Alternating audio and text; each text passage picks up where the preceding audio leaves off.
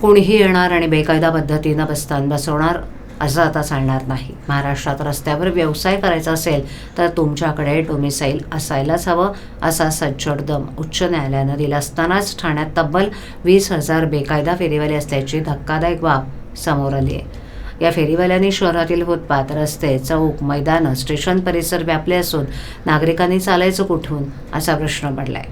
दरम्यान प्रशासनाच्या उदासीनतेमुळे पालिकेचे फेरीवाला धोरण 10 वर्षापासून लटकले. ठाणे शहरामध्ये अनेक ठिकाणी कोट्यवधी रुपयांचा खर्च करून सुसज्ज मार्केट्सची उभारणी करण्यात आली. तरीही गेल्या काही वर्षात फेरीवाल्यांची संख्या दिवसागणिक वाढते. वाढत्या फेरीवाल्यांचं संकट दूर करण्यासाठी ठाणे महापालिकेकडून शहरात फेरीवाला धोरण राबवण्याचे प्रयत्न सुरू असले तरी अद्याप हे धोरण कागदावरच आहे. पालिकेनं 1,366 फेरीवाल्यांची अंतिम यादी तयार केली असली तरी शहरात 20,000हून अधिक बेकायदेशीर फेरीवाले व्यवसाय करत असल्याचं उघडकीस आलंय. प्रभाग समितीनिहाय फेरीवाला क्षेत्र निश्चित करण्यात येणार होतं, मात्र अद्याप जागा निश्चित झालेली नाही.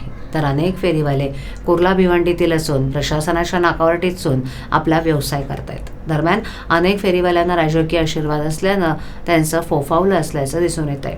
कागदपत्रांची पूर्तता होऊ शकली नसल्यामुळे 285 फेरीवाल्यांना ओळखपत्र वाटप करण्यात आलं.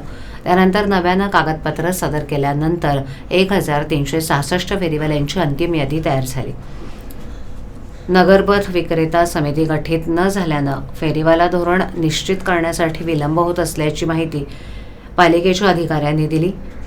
फेरीवाला धोरणासाठी नगरपथ विक्रेता समिती स्थापन करावी लागणार आहे. ही निवडणूक घेण्यासाठी कामगार आयुक्तांनी निवडणूक निर्णय अधिकारी प्रबोधन मवाडे यांची नियुक्ती केली आहे.